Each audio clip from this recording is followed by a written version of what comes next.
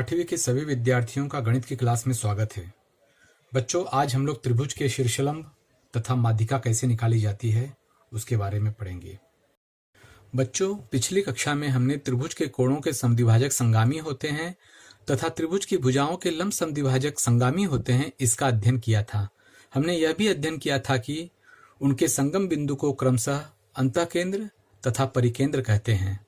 बच्चों, आज हम लोग त्रिभुज के शीर्षलंब कैसे खींचे जाते हैं तथा उसकी माध्यिकाएं कैसे बनाई जाती हैं, इस बारे में पढ़ेंगे। सबसे पहले हम ये जानेंगे कि शीर्षलंब किसे कहते हैं। तो त्रिभुज के शीर्ष बिंदु से उसकी सम्मुख भुजा पर खींचे गए लंब रेखाखंड को उस त्रिभुज का शीर्षलंब कहते हैं। अब यह शीर्षलंब कैसे निकालते हैं, इसको हम आकृति के माध्यम से समझेंगे। बच्चों, सबसे पहले त्रिभुज की रचना करेंगे। आपके स्क्रीन पर एक मैंने न्यूनकोण त्रिभुज बना लिया है। अब इस न्यूनकोण त्रिभुज को हम नामांकित करते हैं। इसको नाम देते हैं त्रिभुज एक्स वाई जेड। इसके 3 शीर्ष बिंदु हैं, शीर्ष बिंदु एक्स, शीर्ष बिंदु वाई और शीर्ष बिंदु जेड। अब हम इन तीनों शीर्ष बिंदुओं से उसके सम्मुख भुजाओं पर लंब रेखा खींचेंगे, जिसे हम शीर्षलंब कहते हैं।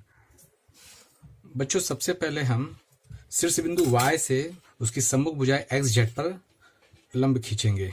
तो हम गुनिया का जो आधार वाला भाग है त्रिभुज के आधार वाले भाग पर रखेंगे और y शीर्ष बिंदु को गुनिया के लंब रेखा पर रखेंगे और रेखा खींच देंगे। तो हम यहाँ देखेंगे कि इसका नाम दे देते हैं Q। तो हम देखते हैं कि रेख वाई क्यू यह रेख एक्स जेड पर लंब बनी। उसी प्रकार शीर्ष बिंदु एक्स से उसकी सम्मुख भुजा वाई जेड पर हम लंब रेखा खींचेंगे। तो उसी प्रकार गुनिया का आधार वाला भाग त्रिभुज के आधार पर रखेंगे और शीर्ष बिंदु से एक रेखा खींचेंगे। तो इसे भी हम दर्शा देंगे 90 डिग्री के कोण से और इस प्रकार इसका नाम देंगे आर। तो यह हो जाएगा रेख एक्स आर लंब है रेख वाई जेड पर। अब हम शीर्ष बिंदु जेड से उसकी सम्मुख भुजा एक्स वाई पर लंब रेखा खींचेंगे। तो इसे हम इस प्रकार रखेंगे कि आधार वाली रेखा गुनिया के आधार पर और शीर्ष बिंदु जेड उसके लाइन पर होगा और यह लंब रेखा हम खींचते हैं। इसे भी हम साइन द्वारा दर्शा देते हैं। तो इसका नाम देते हैं बिंदु पी। तो इसे हम ऐसे पढ़ेंगे कि रेख जेड पी लंब है रेख एक्स वाई पर और यह जिस बिंदु पर तीनों काट रही हैं, जो प्रतिच्छेदन बिंदु है, इसे हम कहते हैं लंब केंद्र और इसको हम ओ से दर्शाते हैं। तीनों बच्चों शीर्षलंब यह एक ही बिंदु पर काटती है, इसे हम संगम बिंदु कहते हैं और इसी बिंदु को हम ओ से दर्शा रहे हैं। बच्चों, अब हम त्रिभुज के लंब केंद्र बिंदु का स्थान निश्चित करेंगे। यह स्थान निश्चित हम तीनों प्रकार के त्रिभुजों में करेंगे। सबसे पहले हम समकोण त्रिभुज में स्थान निश्चित करेंगे, फिर अधिक कोण में, फिर न्यून कोण में। वह किस प्रकार करेंगे, अब इसे हम देखेंगे। सबसे पहले हम एक समकोण त्रिभुज लेंगे। यहाँ हमने बना दिया है, जिसका नाम ABC दिया गया है। और इस समकोण त्रिभुज में सबसे पहले हम शीर्ष बिंदु B से हम उसके सम्मुख भुजा पर लंब रेखा खींचेंगे। तो हम गुनिया का उपयोग करेंगे, जैसे कि पहले बताया था। शीर्ष बिंदु यहाँ पर लेंगे, गुनिया का निचला बिंदु सम्मुख भुजा के आधार रेखा पर रखेंगे और हम रेखा खींच देंगे और इस प्रकार यह लंब रेखा हो जाएगी। अर्थात शीर्ष बिंदु B और यहाँ पर कोई नाम एक ले लेते हैं, D लेते हैं। तो ऐसा हो जाएगा रेख BD यह रेख AC पर लंब है। बच्चों, समकोण त्रिभुज में 2 शीर्ष लंब रेखा पहले से ही बनी हुई होती हैं। केवल हमें एक ही शीर्ष लंब रेखा खींचनी पड़ती है, जिसे हमने BD खींच ली है।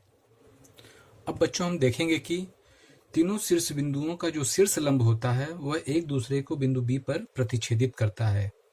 अर्थात यह बिंदु P इन तीनों शीर्ष लंब का प्रतिच्छेदन बिंदु है और इसी प्रतिच्छेदन बिंदु को हम लंब केंद्र बिंदु कहते हैं। अर्थात समकोण त्रिभुज का लंब केंद्र बिंदु समकोण बनाने वाले शीर्ष बिंदु पर होता है और वह शीर्ष बिंदु यहाँ पर B दर्शाया गया है। बच्चों, अब हम अधिक कोण का लंब केंद्र बिंदु प्राप्त करेंगे। इसके लिए सबसे पहले हम एक अधिक कोण त्रिभुज बना लेंगे। हमने अधिक कोण त्रिभुज बना लिया है।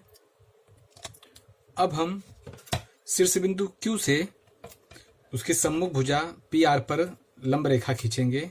तो जैसे कि हमने पहले पढ़े थे कि लंब रेखा कैसे बनाना है, तो उसके लिए शीर्ष बिंदु पर गुनिया का लंब वाला भाग रखेंगे और गुनिया का आधार PR की रेखा पर रखेंगे। तो इस तरह से हम एक लंब रेखा खींच लेंगे।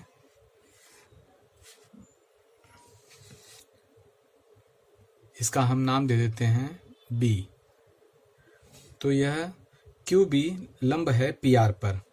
उसी तरह अब हम P शीर्ष बिंदु से लंब रेखा खींचेंगे। तो हमें मालूम है कि अधिक कोण में लंब रेखा जो त्रिभुज के अंदर नहीं बनेगी, बाहर की ओर ही बनेगी।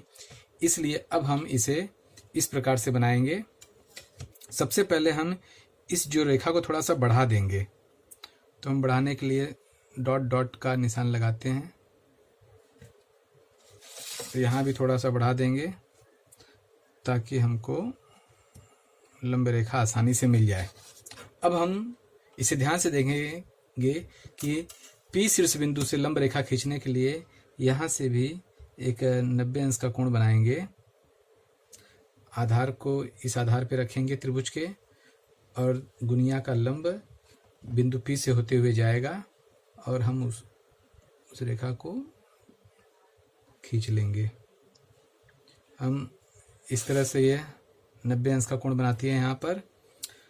चूँकि हमें शीर्ष लंब से केंद्र बिंदु प्राप्त करना है, अर्थात लंब केंद्र बिंदु प्राप्त करना है, इसीलिए इस रेखा को हम आगे की ओर और बढ़ा देंगे इस तरह से। इसी प्रकार शीर्ष बिंदु R से भी हम एक शीर्ष लंब खींचेंगे। यहाँ 90 अंश का कोण बनाएंगे।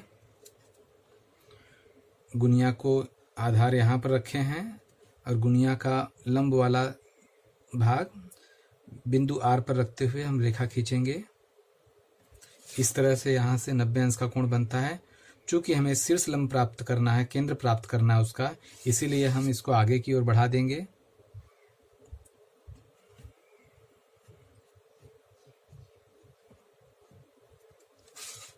तो आप देख रहे हैं कि तीनों बिंदुओं का, बिंदु P, शीर्ष बिंदु P, शीर्ष बिंदु R और शीर्ष बिंदु Q, इसका शीर्ष लंब जो प्राप्त होता है वो यहाँ पर एक दूसरे को प्रतिच्छेदित करता है। इसका और इसका P, Q और R का यहाँ पर प्रतिच्छेदित होता है, और यह संगम बिंदु, यह लंब केंद्र बिंदु अधिक कोण का कहलाएगा।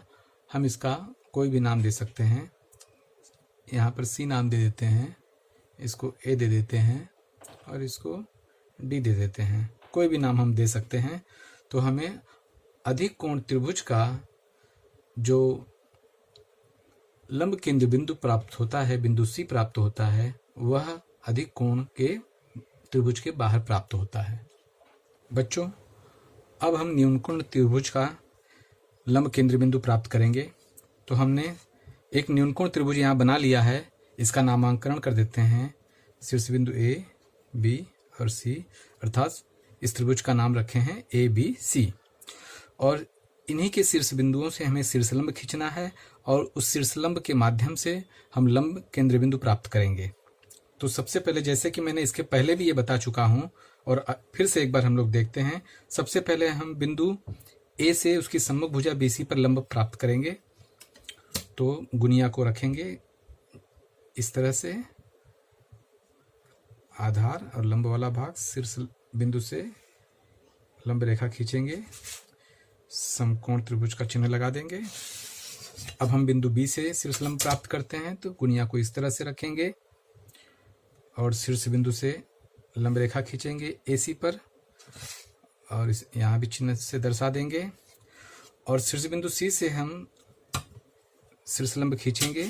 तो इसे हम देखेंगे इस तरह से, आधार वाला हिस्सा यहाँ पर है और शीर्ष बिंदु यहाँ पर है। यहाँ से लंब रेखा खींचेंगे और यहाँ पर भी समकोण त्रिभुज दर्शा देंगे।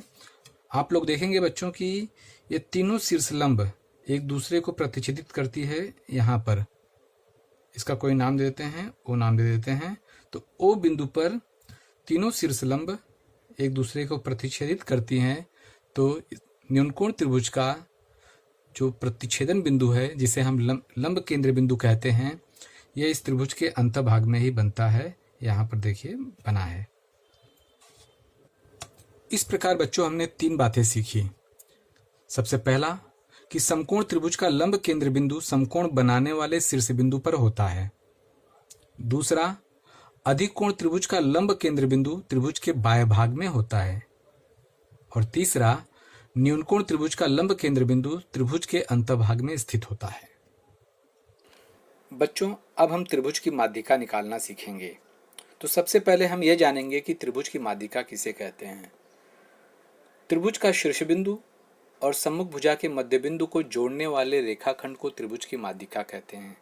इस दी गई आकृति में त्रिभुज HFC में आधार है HC और इस आधार पर शीर्ष बिंदु F से जो माध्यिका खींची गई है वह है FD। तो बच्चों, इसी प्रकार बिंदु H अर्थात शीर्ष बिंदु H से भी माध्यिकाएं खींची जा सकती हैं और बिंदु C से भी माध्यिका खींची जा सकती है। अब हम किसी त्रिभुज की माध्यिकाएं खींचेंगे और उन माध्यिकाओं के संगमन बिंदु को प्राप्त करेंगे, जिसे हम माध्यिका संगामी कहते हैं अथवा केंद्रक कहते हैं। बच्चों, इसी केंद्रों को हम G अक्षर द्वारा प्रदर्शित करते हैं। बच्चों, संगमन बिंदु से प्रत्येक माध्यिका 2:1 के अनुपात में विभाजित होती है तथा किसी भी बिंदु के G का स्थान अर्थात केंद्रों का स्थान त्रिभुज के अंतभाग में होता है। अब इसे हम रचना द्वारा देखेंगे।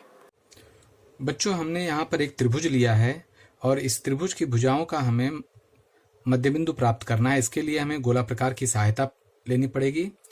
हम सबसे पहले गोला प्रकार को किसी एक शीर्ष बिंदु पर रखेंगे और हम आधे से ज़्यादा फैलाएंगे और वहाँ पर एक चाप मारेंगे। फिर गोला प्रकार के नोक को दूसरे बिंदु पर रखेंगे, आधे से ज़्यादा फैला हुआ है, फिर एक चाप मारेंगे और इसके बाद इसका मध्य बिंदु लेने के लिए जहाँ चाप मारे हैं वह चाप जहाँ काटता है वहाँ पर गोला प्रकार का नोक रखेंगे। तो एक चाप नीचे की दिशा में मारेंगे और एक चाप ऊपर की दिशा में मारेंगे। चाप हिलना नहीं चाहिए। उसी प्रकार दूसरे बिंदु पर रख कर गोला प्रकार के नोक को चाप को पुनः मारेंगे। तो हम देखते हैं कि दोनों बिंदुओं पर रखने के बाद चाप जहाँ काटता है उस बिंदु को आपस में मिला देंगे इस प्रकार। तो बच्चों, हमें यह दिखाई देगा कि यह रेखा AB को जिस बिंदु पर काटती है वह बिंदु इन दोनों बिंदुओं का अर्थात इस रेखा का केंद्र बिंदु या मध्य बिंदु होगा। अर्थात यह इस रेखा को 2 समान भागों में विभाजित करती है। इसी प्रकार हमें AC रेखा का भी मध्य बिंदु लेना है और BC रेखा का भी मध्य बिंदु लेना है और इसके बाद हम देखेंगे कि इसका संगम बिंदु कहाँ पर मिलता है। इस प्रकार बच्चों, हमने तीनों रेखाओं का मध्य बिंदु प्राप्त कर लिया है। अब हम त्रिभुज के शीर्ष बिंदु से उसके सम्मुख भुजा की जो मध्य बिंदु है उसको आपस में मिला देंगे इस तरह से। और केंद्र बिंदु C के सम्मुख भुजा का मध्य बिंदु यहाँ पर है तो इसे ऐसे मिला देंगे और C के सम्मुख भुजा का मध्य बिंदु आपस में मिला देंगे। तो हम देखते हैं बच्चों, ये तीनों माध्यिकाओं का ये माध्यिका है B। इसका नाम हम नामांकरण कर देते हैं, इसको मान लो इसको PQR कर देते हैं। तो हम यहाँ पर ऐसे देखते हैं कि रेख PQ यह AC पर माध्यिका है और रेख CP यह AB पर माध्यिका है और रेख AR यह BC पर माध्यिका है।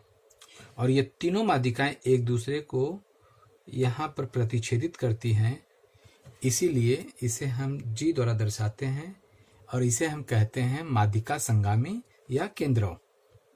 तो इस प्रकार बच्चों हम देखते हैं कि जो मादिकाएं जो तीनों निकली हैं उसमें शीर्ष बिंदु से मादिका का जो संगामी बिंदु है यहाँ तक यह 2 और यहाँ से यहाँ तक 1, इस प्रकार 2:1 के अनुपात में पाया जाता है।